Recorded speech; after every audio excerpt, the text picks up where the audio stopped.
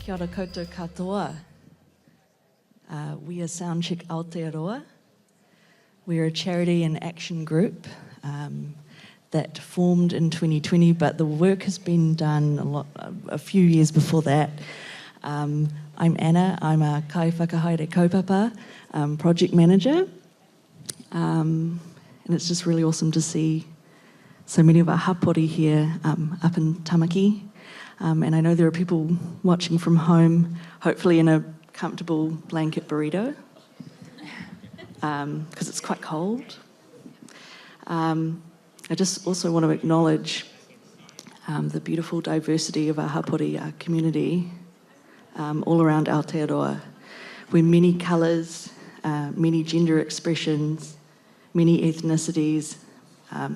We love many people, and we speak many languages. And that's kind of the beauty of it, is when we're actually just very different people.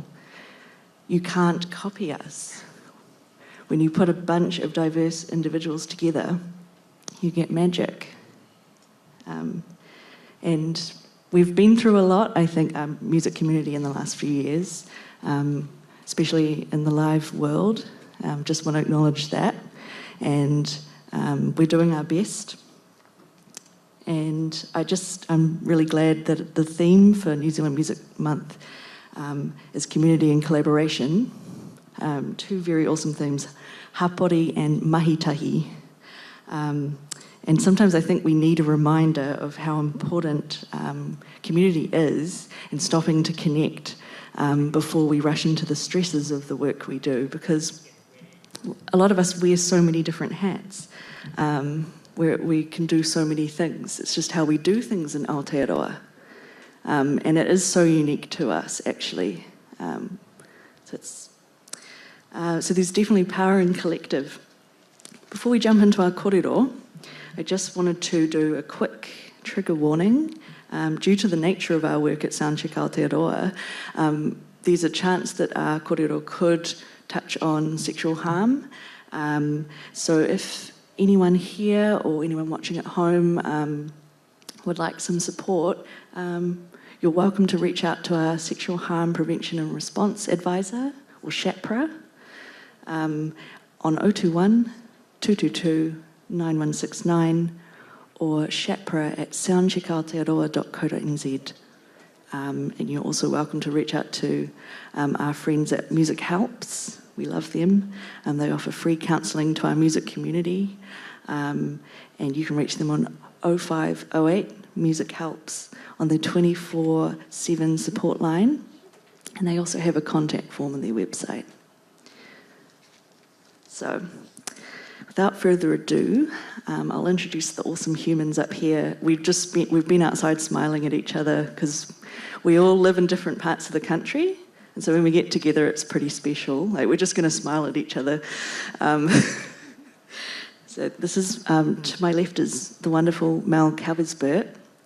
And Mel is our first ever SHAPRA. Can we just do a little paki for Mel? Because it's really exciting. Mel is our second employee at SoundCheck Aotearoa, which is also awesome and exciting. Number one. Number one and number two, and then all the fam, there's a few of us. And so, yeah, Mel has had over 25 years working in the sexual harm space, responding and helping humans everywhere, working across a number of organisations. Most recently, she was at the New Zealand Defence Force, which is so different from how we do things, you know. I don't know, I'm not too familiar with that community, but Mel's bringing her expertise as a SAPRA. They called it SAPRA, but we say SHAPRA. And yeah, so yay, Mel. And then here we've got Rachel Harrison. No, I know you'll recognise these two awesome humans from Professional Respect Training. Rachel designed the course and is prevention queen, essentially, just has such an encyclopedic knowledge of resources, support we can access. It's quite incredible. I love it when she gets nerdular and shares research. She co-authored our Creating Culture Change document, which is available on our website. That's sort of like a blueprint for what we're trying to achieve at SoundCheck Aotearoa. So thank you, Rachel. So much also experience in response as well, response work. I could write an essay about everyone here. And we have the wonderful Ninakaye Taane-Tinorau.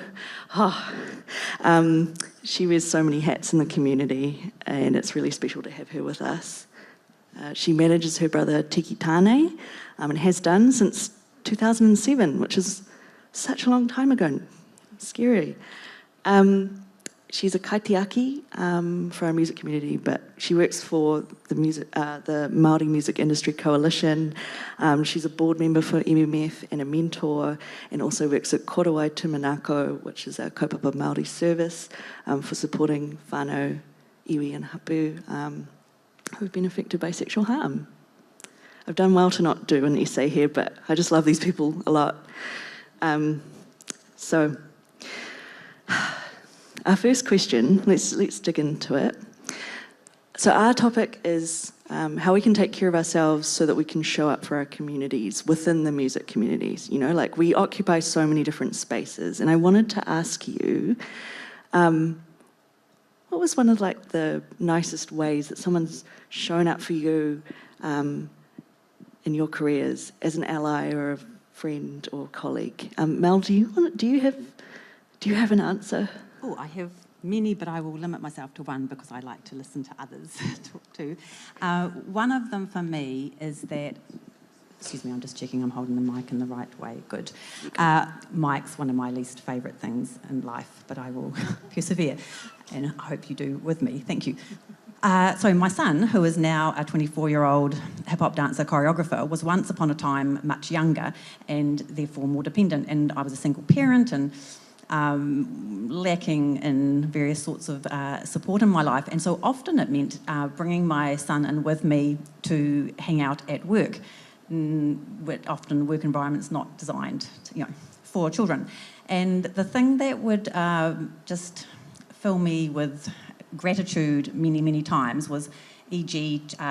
Going into the kind of room where he was sitting to find one of my team down on the floor playing marbles with him. And so, or another person bringing him food. Lots of people liked to feed him. So it's these things in terms of, because he matters a lot to me, because I'm also having to pay attention to my work, but it was other people, to me, showing care of me by, thinking of him.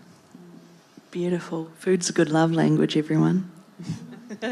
How about you, Rachel? Do you have one?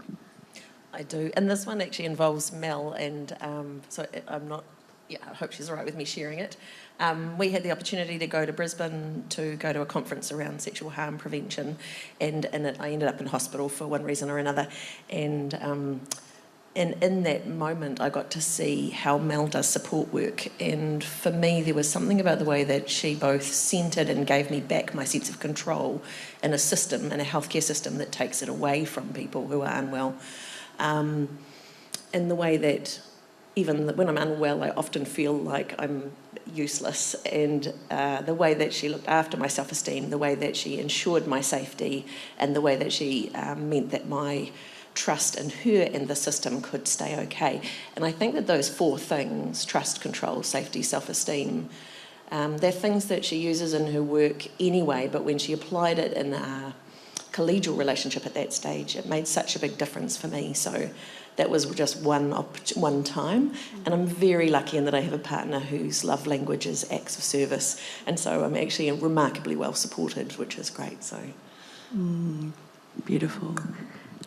It sounds like it's knowing what maybe your love languages are, but also what other people's are and what makes them feel good and how you can, help them.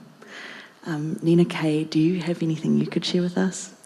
I do. If we're talking about allies, I had an experience last year, and this is probably a little bit of a trigger warning around this, where I was at an event full of music industry people.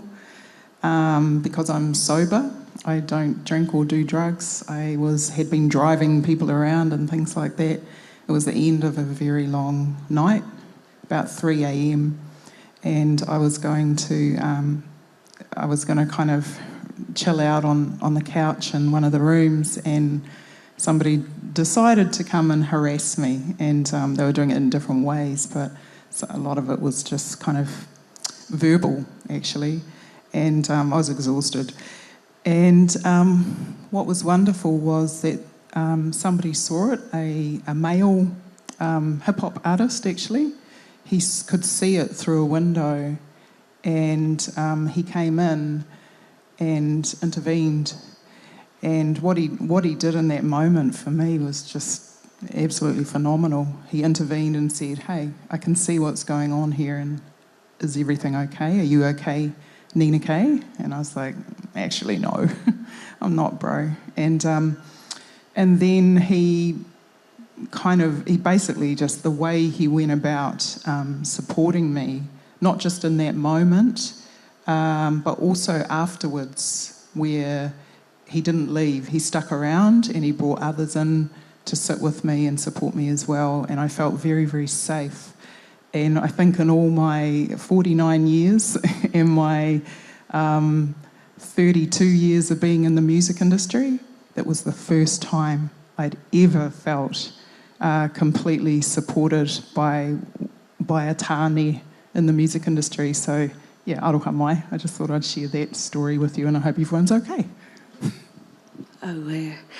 Firstly, Whaia, I'm sorry that happened, and thank you for sharing it with us.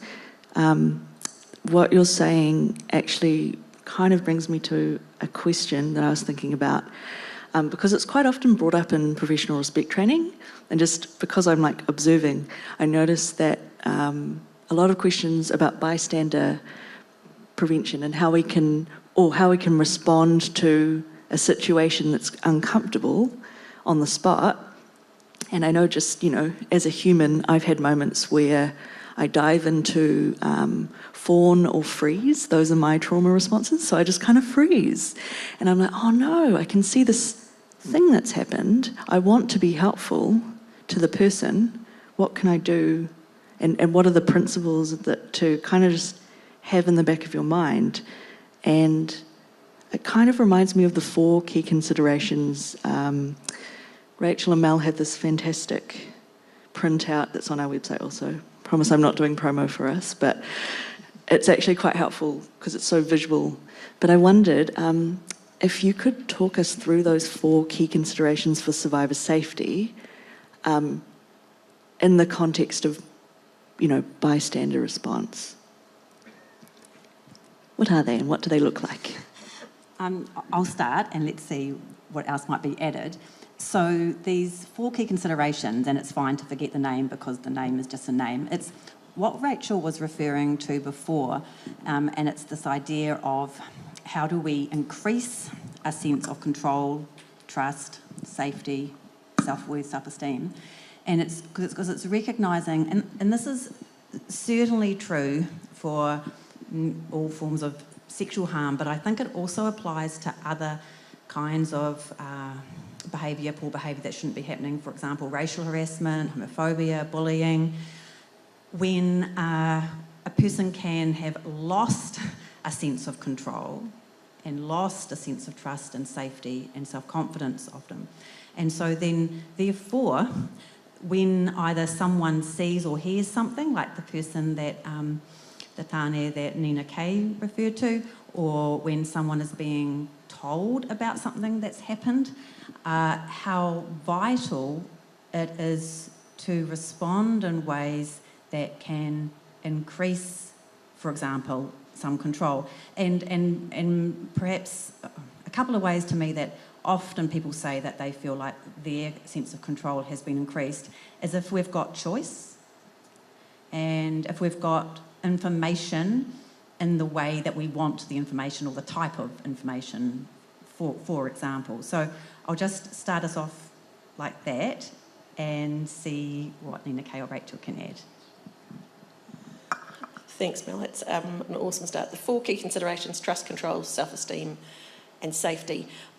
when I'm thinking about bystander intervention or supporting somebody who's experienced any kind of harm, I often use it as a don't list, and Mel uses it as a do list, which is great. I do a don't take control away from this person. They've already had enough control taken away. And I have a, don't abuse their trust that they've put in you by telling you. So do what you're going to say, you're going to do. And so for me, it's often a don't list. And I might have a whole lot of feelings, but when I'm focused on their trust, their control, their self-esteem and their safety, then I take myself out of the picture and I focus just on them. And that means that I'm not grabbing a pitchfork because it's going to make me feel better. I'm thinking about what they want. And so, yeah, I think it's a really useful tool. I use it quite a lot in my own personal life with people about all kinds of issues. But yeah, what about you, Ninakaye? No, just to tautoko support what you're saying, because that's exactly what happened for me in that moment with those 4 key considerations were ticked off completely and, made a huge difference. This ties into another thought. My brain is always a scattered thing of so many existential crises.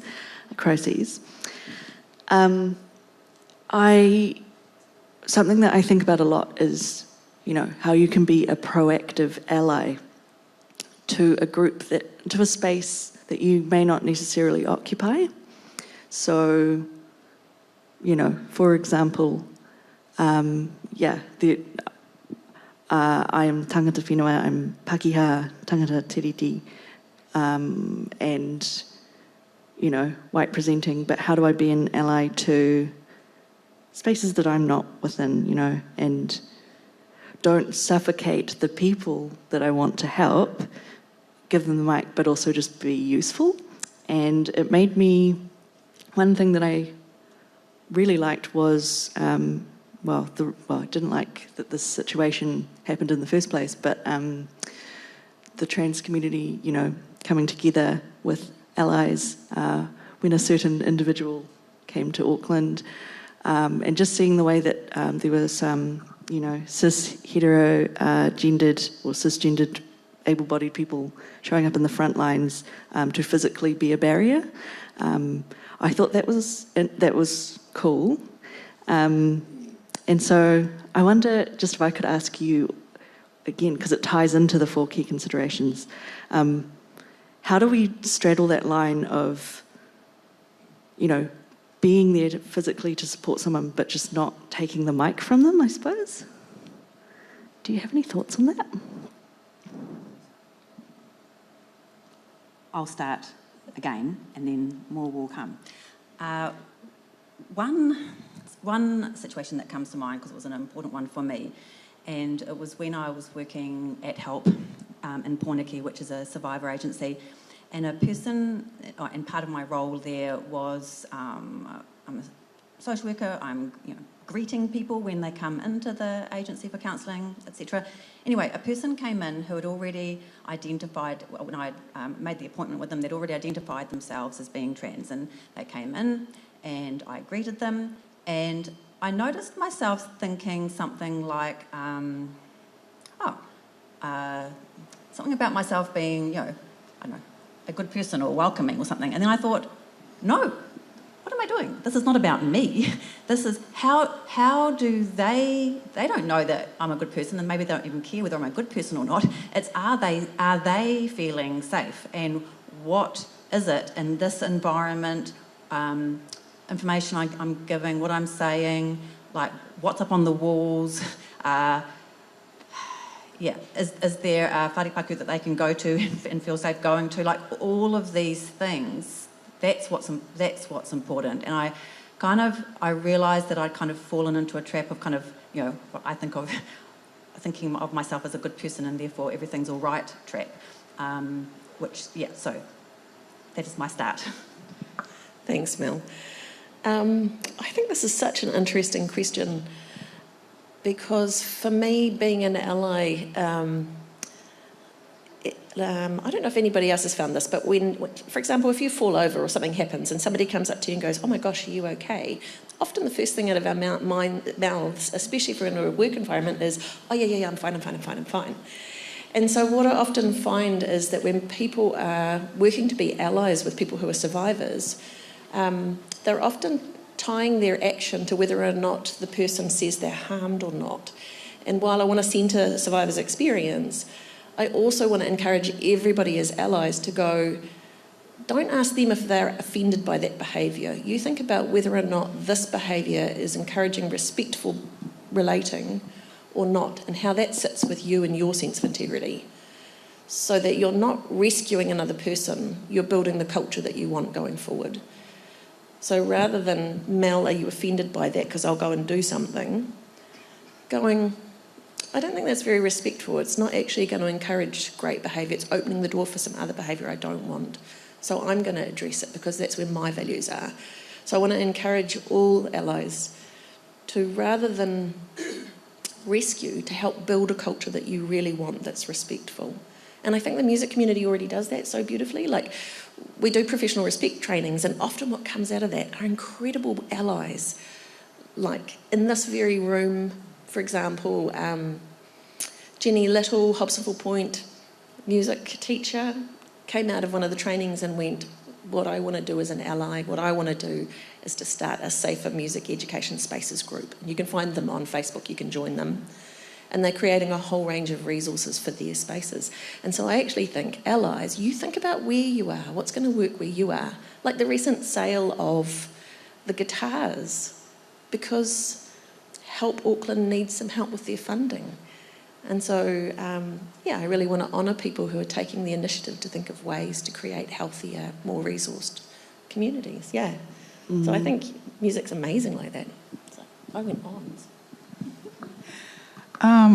I totally agree. I think as you were speaking about values, I was thinking that very thing of how our values are key in our journeys, full stop, our journeys of, being better humans in this lifetime. And I know, like, if I think about the work that we do at Korowai Tūmanako, working with our men who harm others, particularly sexually, there is, when we talk about allyship, the allyship there is around their journey, is around exactly that, the values, holding space with values, teaching values, role modelling values, because it's about helping to encourage them towards a journey of a better life, which ultimately is what it is for any of us and everything that we experience, right? Our values are the things that become the touchstones or the po, we call them po toko manawa, the anchors, the key, what do you call that in English? Hey? Pillars, thank you. Pillars.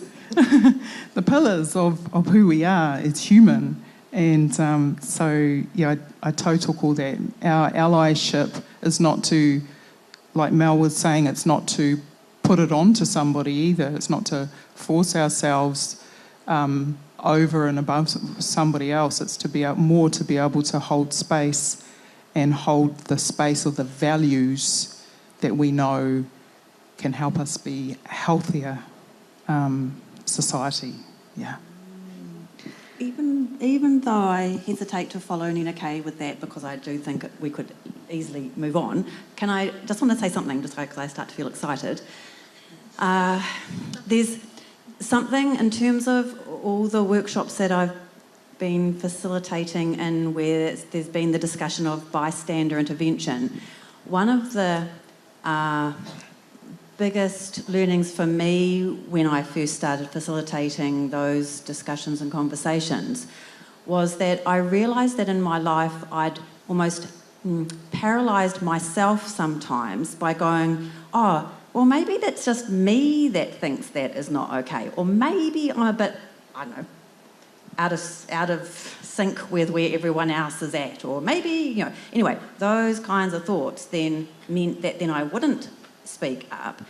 And in terms of having, these discussions that we have, I think the different question, which is, do I think that language, that behaviour, what have you, fits the values of this group, or fits this environment, or fits what I consider safe and inclusive and happy and creative? And if it doesn't, then I need to, do something. And I think that I find that very almost freeing and kind of, Thank you. So beautifully put. I resonate with that feeling. I get stuck in my head. Ngā mihi aroha I te whānau, thank you. Yeah, so nice. We're all just smiling at each other, it's so nice. We're going to open up the floor for some patai. If anyone's got any questions for the fam up here, Willa has the microphone. Oh, we got a hand. Sorry, this is very exciting, sorry.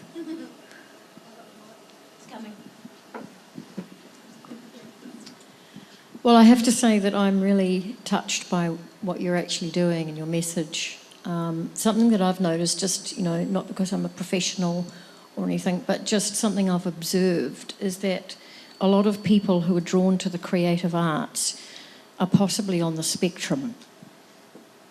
I'm just waiting for the response. And so what does that mean? That means, that creative person is empathic, possibly ADD, has an expanded awareness, highly sensitive, incredibly creative. And the character of that type of person can sometimes burn out, as you talked about before.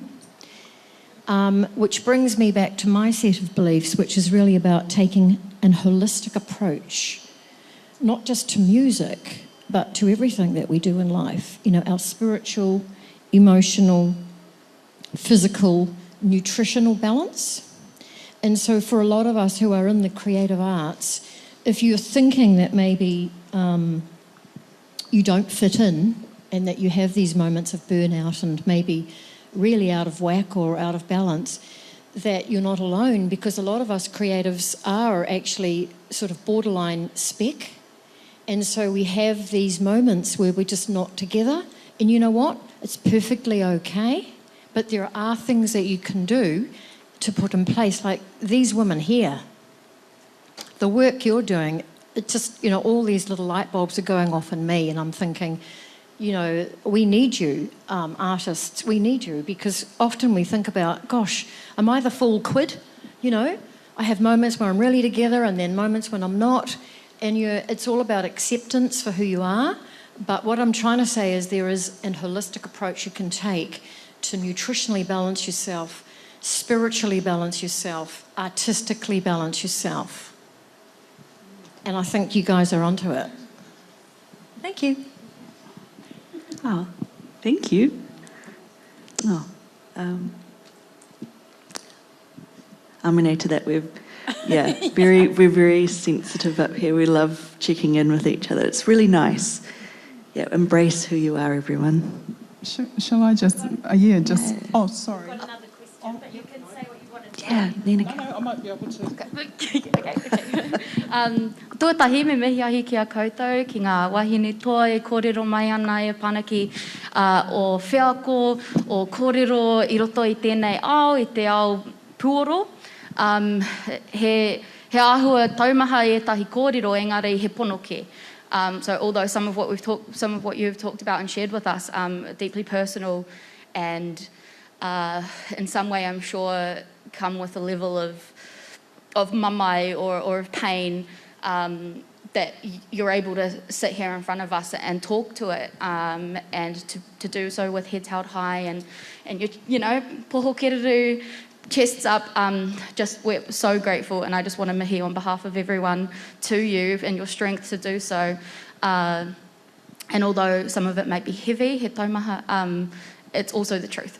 And I think, as a survivor myself, and as someone working or aiming to work in that, a lot of my mahi is revitalisation of our reo rangatira, and the reo flying in between the four of you is just ohia tāhua ki te tāringa.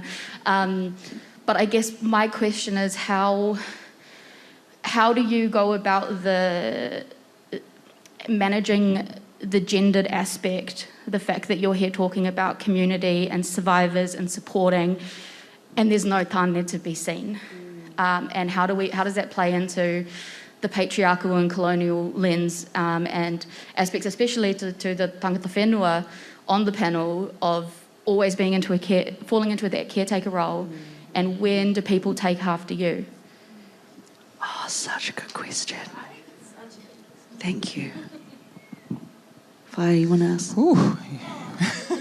Tēnā koe, tēnā rawa atu koe e hoa. Mō tō mihi mai, mō tō pātai mai hoki, he pātai tino nui tērā. Engari, he pātai tino pai nō reira, ka nui te mihi ki a koe. Thank you for your question. It was a big one. I'm not sure I grasp fully. So you're asking how do we take care, or how are you specifically asking as tangata whenua? How do we take... The gendered aspect, and then also the colonisation side of things as well, is when historically women have fallen and been forced into caretaking roles, and that they couldn't, they weren't allowed to do other things other than looking after children, making home, that kind of stuff. How do you go about that being your role when that's also historically not been a choice? And where do you find the people that take care of you? I love these kind of questions. So I'm a mother of 3. I'm a grandmother of 1. I manage my brother, Tiki. We're very whānau-centred in our mahi and in our, the way that we go about doing things. I take my role as a mother and a grandmother very seriously. I'm very proud of it. It's my first and foremost, every time, without fail. I'm very fortunate to be in a whānau business where we make that that is the priority, is family, is our well-being, where we support each other. We have weekly hui on Zoom. Tiki's in Papamoa, I'm in Kirikiriroa, our sisters in Ōtautahi. So we Zoom every week so that we can check in on each other all the time. We don't just check in, we have an agenda that we follow, which is all business, but we also check in as whānau. I think in terms of the gender thing you're talking about, that's a big kaupapa, but I tend to, I know that I'm well supported as a wahine, but not because I'm a wahine, because I'm Ninakaye, And so I don't tend to think that I am below anybody. I don't fall for that. But I know that that's the reality. I do know that that's the reality. I'm very fortunate to have had mentors in my life who have taught me that is not actually the reality. I worked in domestic violence for some time as well, supporting our wahine, and now I support our tāne who harm women mainly and children. So the gender thing, I always I don't struggle with, but I look beyond it all the time because I don't think it's relevant for my journey in terms of, I don't know, this is probably not making much sense to people, but it makes sense to me. And I think that what needs to happen, and when we talk about allyship, because we have to be realistic and honest and transparent about where we are today and where we just came from yesterday, right? And so there is no denial that there are many groups of factions of society who are, in terms of power structure, lower than others. And so as allies, whoever we interact with, it's about recognising that within every person that we're dealing with. I see it in any person that I'm dealing with. I recognise what their journey has possibly been due to those power imbalances, due to things like colonisation and other things that have happened in our history. And so if we put it on the table, it's actually the easiest way to deal with it at times. It depends on the context and the situation. But I think we shouldn't be afraid to have conversations around it. You know, for me as a wahine and as a Māori wahine, then I am aware of the power imbalances that most of my sisters and cousins and nieces and daughter are up against. So I address it and I talk about it, and there's an awareness around it. I'm also aware for my son, my mokopuna, my brother. I'm also aware for my mother, who's a Pākehā woman, etc., etc. Not that we want to be always walking around like this, right? But I think it's really important that these conversations are had, because they're key to the well-being of our community and the bigger picture. Sorry, that was a huge waffle. Just sitting here nodding away. Yes, thank you for that beautiful question. And thank you, Whaia, for speaking from your heart the way that you always do.